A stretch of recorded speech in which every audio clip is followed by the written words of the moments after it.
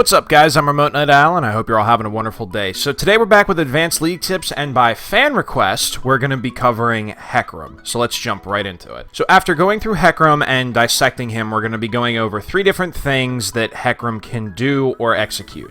So the first thing we're going to be looking at is the conditions on which Hecarim's E can be executed. The second one is we're going to be looking at R flashing, and the third one is we're going to be looking at his Tiamat combos. Even though he is not inherently a Tiamat user, there's still a couple interactions off of his E and his ultimate that are still good to know. So the first thing we're going to be looking at is Hecarim's E ability. So when you press E, Hecarim starts to wind up on his charge and he begins to gain movement speed. As he gains movement speed, he also increases his damage to a cap, and when his indicator hits 100, that's when you'll have max movement speed and max damage. Now, the other thing to note in this still frame here, his auto attack range also increases. You see, his E is coded as an auto attack, so this will apply on hit effects, but the thing to note here is how his auto attack actually goes off. So the thing to note here is that because his auto attack range from this ability gets bigger as a melee champion, as long as that range gets into the hitbox of the enemy champion, your damage is going to go off no matter what. So even if you get hit with some form of crowd control or knockback ability like Syndra's E or Tristana's ultimate, if you get your range into their hitbox before or during that crowd control goes off, the damage is going to land no matter what. So in the next example, I'm going to show you exactly how this works. So when I press E, I wind up with Hecarim's charge and increase my auto attack range as well as my damage. Now, when I get in range of the target dummy with my extended auto attack, I'm going to flash away right when I enter that range, but the damage and the knockback is still going to go off. So the point of me showing you this is that when you get in range, regardless of what happens, the damage is still going to go off, just like I mentioned with those knockback crowd controls like Syndra's E and Tristana's ultimate.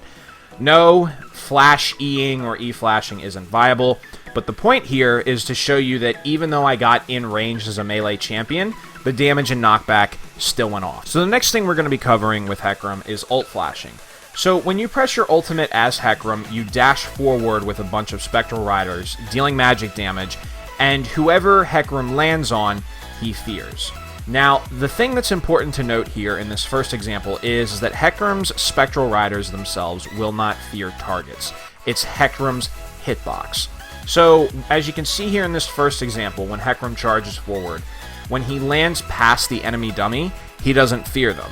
However, in this next example, you can see when Hecarim charges forward and then lands on top of the enemy dummy, he will then fear them. So the thing to note here is just like Shen's E-Flash or Gragas's E-Flash in prior Advanced League Tip videos, Hecarim's ultimate dash also functions the exact same way. So keeping in mind that Hecarim's hitbox is what fears the enemies when he ults, as you can see in the following example, I ult forward as Hecarim, but then flash and then land on top of the enemy dummy while my ult is still going off. The thing to note here is that if you flash at the end of your ultimate, you will not fear.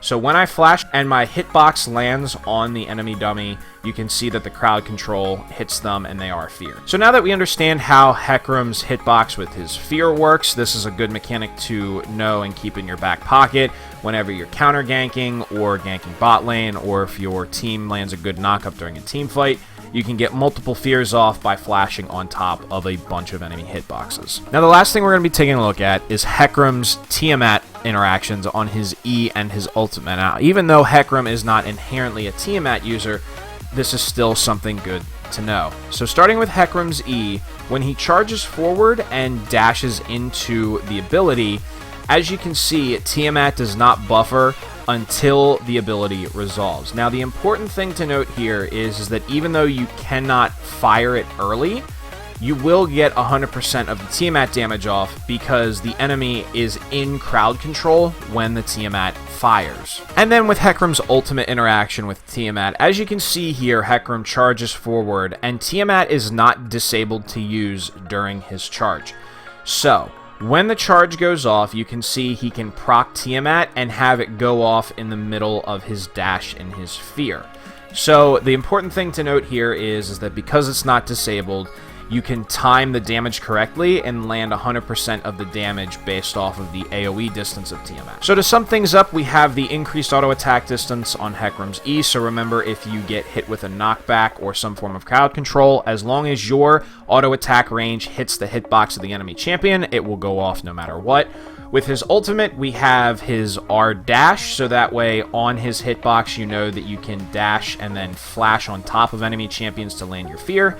And then with his Tiamat interactions, his E procs during the knockback, and with his ultimate, it can proc at any point during that dash. Well guys, thank you very much for watching. Hopefully today, if you're a new Hecarim player or already playing the champion, you picked up some new tips that will increase your knowledge of the champion. Don't forget to like, comment, share, and subscribe. Hit me up on Twitter, and don't forget to check me out on Instagram for some awesome video game photography. Well guys, thank you very much for watching, and as always, we'll see each other again real soon. Have a wonderful day.